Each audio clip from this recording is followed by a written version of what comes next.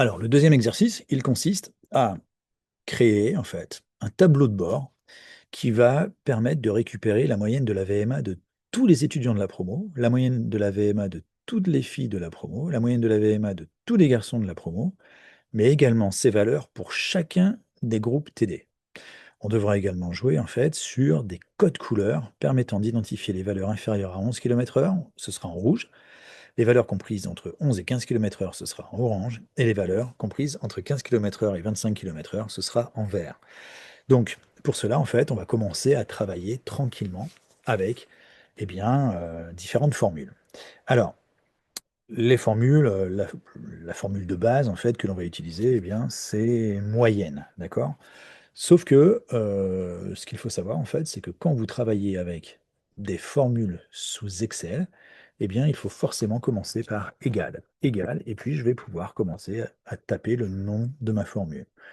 Les deux formules que l'on va utiliser dans un premier temps, c'est moyenne, voilà, et là, finalement, il va falloir que je sélectionne les différents nombres que je souhaite utiliser. On imagine que vous avez, je sais pas, au bac, vous avez eu 12 à l'oral de français, 15 à l'écrit, vous avez eu 18 en spé, 20 en EPS, 16 en anglais, voilà. Je ne tiens pas compte des coefficients. Le calcul de la moyenne est relativement simple. Je clique sur moyenne, je sélectionne mes cellules, je ferme la parenthèse, et voilà, tout va bien. OK? Ça me permet d'avoir la moyenne de ces différentes notes. Bon, nous, dans ce cas de figure, je ne souhaite pas faire la moyenne des élèves à la fin de mon document ici, d'accord? Même si là, regardez, j'ai fait la moyenne. Hop. Vous, ce que je souhaite, c'est que vous me créiez un tableau de bord. Tableau de bord qu'on va appeler TDB. Voilà. Et dans ce tableau de bord, je vais avoir une première ligne que je vais appeler moyenne VMA de la promo. Ensuite, je vais écrire moyenne, moyenne VMA fille et moyenne VMA garçon. D'accord? Donc, ce que je vais faire ici, je vais mettre en haut que finalement, ça concerne la promo. Mais ensuite, ce que je vais vouloir, c'est avoir le TD1, le TD2, le TD3, et ainsi de suite. Et je crois que j'ai 16 TD en tout. Donc, hop, hop, hop, voilà. Je souhaite donc avoir finalement, ici, à chaque fois, je vais agrandir un tout petit peu, je souhaite avoir à chaque fois, des valeurs de VMA qui permettent de renvoyer au sexe des différents athlètes. Alors, moyenne VMA de la promo, effectivement, ça va être relativement simple. Je vais juste devoir cliquer sur égale moyenne et aller chercher tranquillement les valeurs qui sont ici. Oups. Sauf que ce n'est pas le groupe 12 qui m'intéresse, c'est toute la promo. Donc, je vais pouvoir sélectionner toute la promo ici. Clac. Alors, en fait, les valeurs de VMA, regardez, elles sont ici sur ma feuille qui s'appelle Sheet 1, et ça va de F2 à, jusqu'en bas, à F701. F2 à F701. Alors voilà ce que ça va donner. Je vais cliquer sur égal, moyenne, moyenne, je double-clique, et les valeurs, je vais aller les chercher ici sur Sheet 1. Je viens ici, et hop, je vais pouvoir fermer ma parenthèse.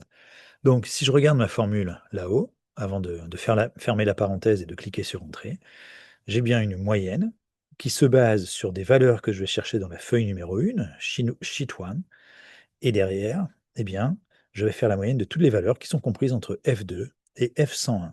Je ferme ma parenthèse, je clique sur Entrée, et en fait, avec 10,51, j'ai la moyenne de toute ma promo. Donc ça, c'est relativement simple. Voilà. Et vous allez me dire, mais pourquoi est-ce que moi, j'ai pas 10, 50 et quelques, que j'ai 15? Tout simplement parce que j'ai modifié les valeurs Enfin, les valeurs sur mon fichier sont différentes des vôtres, mais voilà, c'est vraiment la démarche qu'il faut suivre. Donc ça, c'est relativement simple, c'est une moyenne de base, et ça, naturellement, vous savez le faire. La petite spécificité, nous, ici, c'est que les valeurs, on va les chercher sur une autre feuille. Bon. Maintenant, ce que je vais vous demander, c'est de calculer la moyenne des filles de la promo. Et là, par contre, on va commencer à rentrer dans ce qu'on appelle une moyenne conditionnelle, une formule conditionnelle. Pourquoi? Parce que ce n'est plus juste une moyenne, c'est une moyenne en fonction d'une condition. C'est une moyenne, finalement, si une condition est respectée. Et cette condition, pour l'instant, eh bien, ça va être une moyenne si jamais, eh bien, sur la ligne, sur la colonne D, j'ai un petit f qui apparaît, puisque là, ce qui va m'intéresser, eh bien, c'est le sexe féminin, les notes des filles. Donc, je retourne dans mon tableau de bord et je vais utiliser la moyenne, la fonction, pardon, moyenne, point si, et j'ouvre ma parenthèse. Et là, on va regarder, eh bien, range, ça va être finalement la zone et le critère pour lequel vous souhaitez finalement déterminer ben, si c'est fille ou garçon. Donc, je vais aller dans Sheet 1 et je vais sélectionner toutes les valeurs qui vont être entre D2 et D701. Alors, je peux le faire comme ça avec la souris, voilà, mais j'aurais pu l'écrire aussi tout simplement. D701. Je vais mettre un point-virgule. Le critère que je recherche dans ces valeurs, en fait, c'est quoi? C'est le critère F. Alors, je le mets entre guillemets. Voilà. Et ensuite, eh bien, je souhaite faire average range, je souhaite faire la moyenne de ces valeurs-là, qui sont tout à droite. Donc, je vais avoir un F2, F101. Je ferme ma parenthèse, je clique sur Entrée, et je vais avoir ma moyenne qui va arriver. Donc, je tiens juste à vous alerter sur plusieurs éléments. Dans ma formule, j'ai égal, moyenne.6, j'ouvre la parenthèse. Je vais chercher l'ensemble des cellules où je souhaite voir apparaître le caractère F, et quand j'ai trouvé l'ensemble de ces cellules, eh bien, je fais la moyenne de ces cellules où j'ai le caractère F. Faites attention, il y a bien un point-virgule entre chacun des éléments. Et je clique sur Entrée, et là, j'ai la moyenne de toutes les filles. Vous allez me dire, bah, en fait, pour les garçons, c'est pareil, parce que maintenant, j'ai juste un M à mettre à la place du F. Alors oui, effectivement. Donc, qu'est-ce que je vais pouvoir faire? Eh bien, c'est récupérer cette formule ici pour la mettre là. Alors, regardez ce que je peux faire, par exemple, un copier, et puis je colle. Qu'est-ce que j'ai fait? Donc, hop, là. Je reviens à ma formule, et je peux la copier. Je clique sur Entrée, et essayer de la coller. Et si je la colle, bah, qu'est-ce qui se passe? J'ai exactement la même chose. Mais vous allez me dire, c'est normal, c'est la même formule. Ouais, mais là, ce que je vais faire, c'est M que je souhaite, puisque maintenant, ce sont les garçons qui vont m'intéresser. Et là, je vais avoir une moyenne un peu différente. 10,23. Voilà, 10,23, tout simplement. Ici, j'ai 3 chiffres après la virgule. Je vais pouvoir réduire ce nombre de chiffres. Voilà. Bon, ça c'est fait. On a utilisé une formule de moyenne classique, une formule de moyenne conditionnelle. Maintenant, si je veux, par exemple, la moyenne, non plus de la promo, mais la moyenne de tous les étudiants du groupe 1, eh bien, en fait, je vais reprendre ma formule conditionnelle. Ma formule conditionnelle, ça va être quoi? Bah, égal à moyenne aussi. Sauf que cette fois-ci, la condition, ça va être d'être dans le TD1, TD2, TD3. Donc, en fait, je suis ici en E2, bon, et puis je vais l'écrire, E701, puisque je commence à le connaître maintenant. Je mets un point-virgule.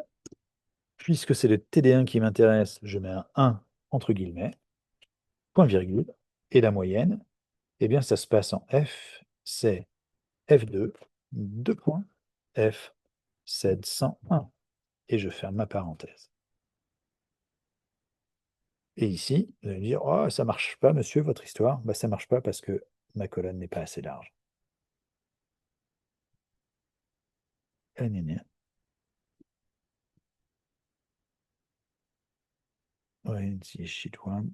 Ah oui, alors, vous voyez, c'est bien. Petite erreur, tout simplement. Pourquoi? Parce que s'il va bien chercher E2 et 701 sur la feuille 1, F2, F701, eh bien, il le cherche sur cette feuille-là.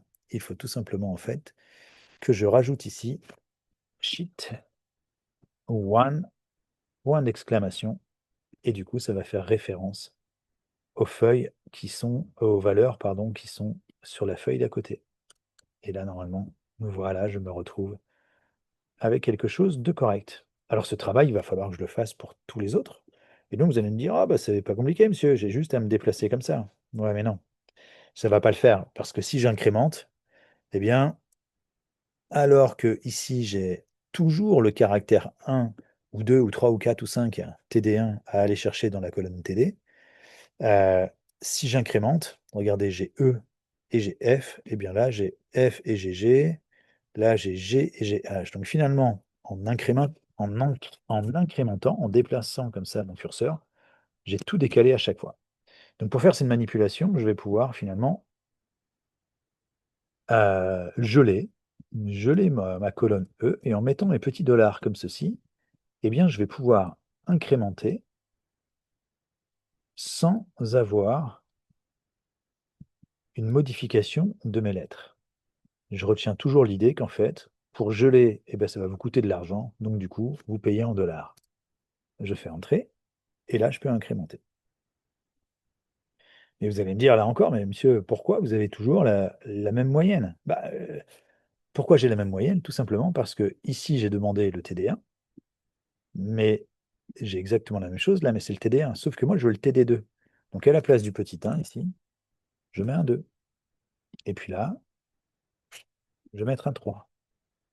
Et puis là, je vais mettre un 4.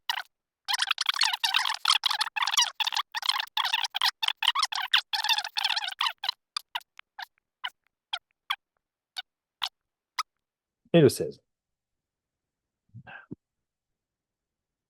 C'est parfait. J'ai donc maintenant ici, eh bien, la moyenne de la VMA de tous mes groupes. Parfait. Et maintenant, j'aimerais avoir, eh bien, la moyenne de toutes les filles qui sont dans le TD1. Ce qui signifie finalement que maintenant, j'ai deux conditions. D'accord?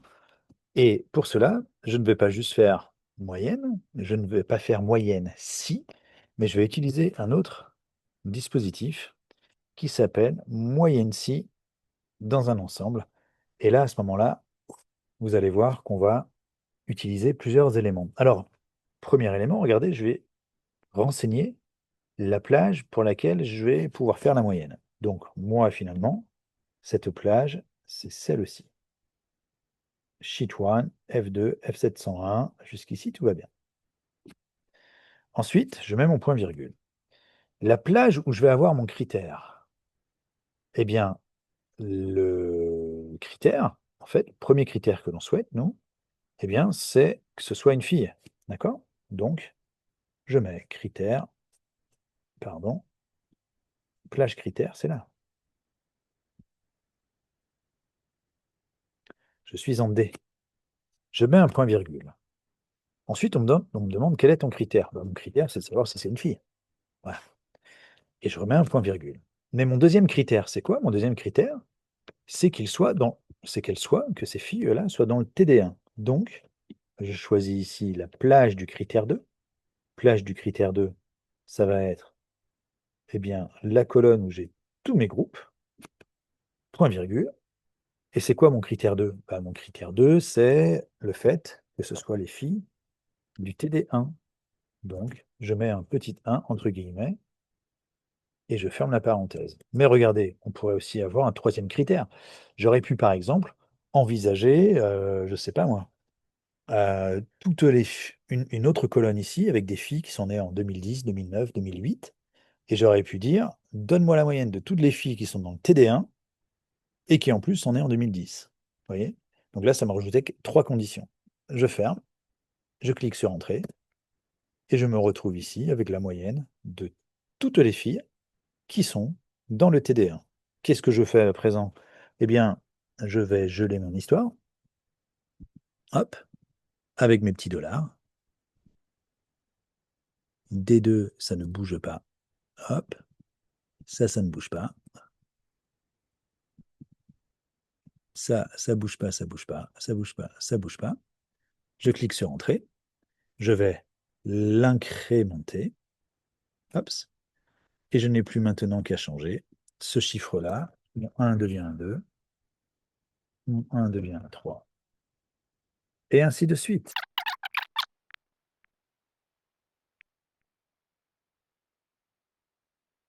Et voilà. Et à présent, eh bien, pour mes 16 groupes TD, j'ai le différentiel de moyenne de mes filles.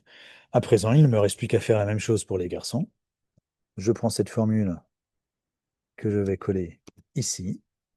J'ai bien la même chose, sauf que mon petit critère, ce n'est plus F, ça va devenir G. Donc, je mets un petit G. Hop. Qu'est-ce qui ne va pas? FD, eh bien non, c'est pas G, c'est M, pardon. M comme masculin. Voilà. Je mets ça ici. Je vais pouvoir réduire le nombre de chiffres après la virgule. Dans le même ordre d'idée, eh bien, alors à vous de voir, hein, vous pouvez le faire comme ceci, puisque là j'ai le 2, hops, et j'ai juste un M à mettre là. Voilà, vous pouvez le faire comme ça, ou alors vous incrémentez tout, et vous prenez formule par formule, et vous remplissez les 3, 4, et ainsi de suite.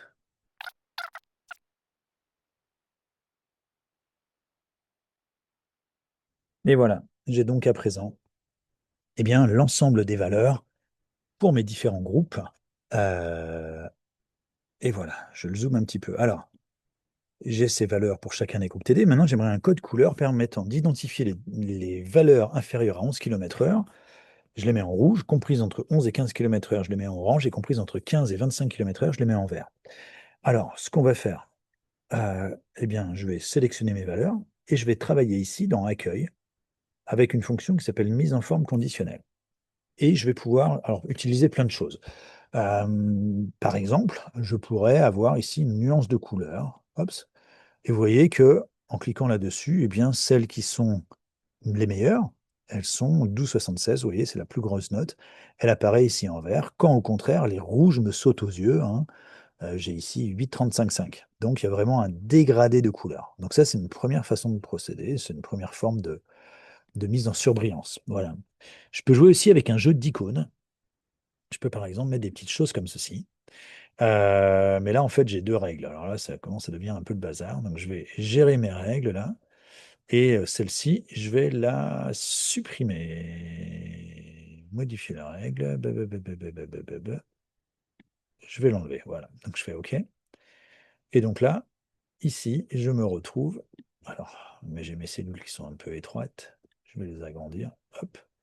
Je me retrouve avec un jeu d'icônes, vous voyez, qui tient compte finalement de la répartition des différentes valeurs. Sauf que ici, moi, je n'ai pas déterminé cette histoire de 15, inférieur à 11 et ainsi de suite. Donc, je vais venir là et je vais aller dans Gérer les règles. Et dans mes icônes ici, je vais pouvoir travailler sur modifier la règle. Et ici, je suis en vert si la valeur est supérieure ou égale. Alors moi, ce qui m'intéressait, c'est 15, mais ce n'est pas un pourcentage. Moi, c'est un nombre. Et je vais mettre en orange si inférieur à 0 et... Alors moi, j'avais dit que c'était 11, mon truc. Voilà. Et c'est toujours un nombre. 11, pardon. Voilà. Hop. Et c'est un nombre. Alerte. Alors, j'ai peut-être ce... Hop. Et ici, j'avais 15. Voilà. Normalement, ça devrait être bon. OK. Et je fais OK.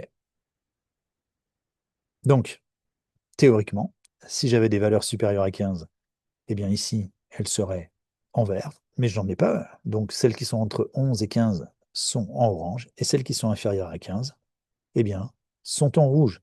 Admettons que je modifie ici, que je mette 16,5. Normalement, je vais avoir une icône verte.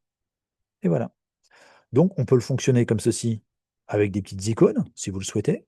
D'accord? Donc ça, c'est un mode de fonctionnement spécifique. Voilà, pourquoi pas. Là, j'ai beaucoup de chiffres après la virgule. Ça ne me plaît pas trop. On va réduire ça comme ceci. Voilà. Donc, je peux fonctionner de cette façon-là. Mais si vous n'aimez pas les icônes, comme ça, alors, hop, j'enlève tous mes icônes, baps.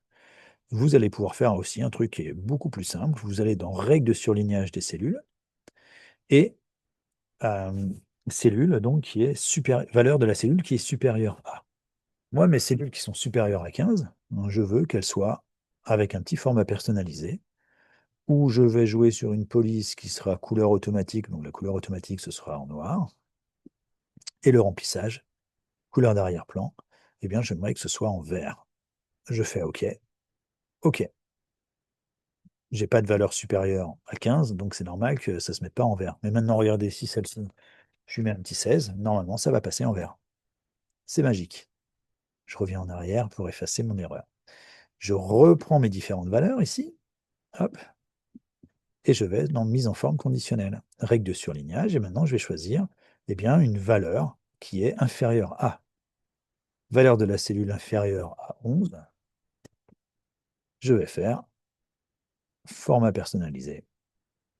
Couleur d'arrière-plan, je veux du rouge. Voilà. Et je fais OK.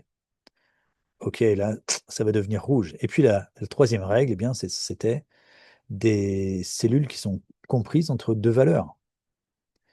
Comprises entre 11 et 15. Et ces valeurs qui sont entre 11 et 15, je veux que ce soit en orange. Hop, et je clique sur OK. OK. Et regardez, si jamais j'ai par exemple celle-ci qui se retrouve à 17, voilà comment je vais pouvoir identifier à l'intérieur eh bien, de mon document une valeur qui sera plus ou moins bien évaluée. Je mets des petites bordures. Voilà. Alors là, attention, hein, les goûts et les couleurs, c'est chacun voit un petit peu comment organiser son travail. D'accord? Là, je mets des bordures pour que ce soit à peu près propre. Et voilà, vous avez votre petit tableau de bord qui est réalisé et qui permet d'un coup d'œil, finalement, de comparer les différentes valeurs de votre groupe et de voir quels sont ceux qui, finalement, ont bien performé et ceux qui ont moins bien performé. Et si, finalement, vous avez également une évaluation qui est équitable entre les garçons et les filles.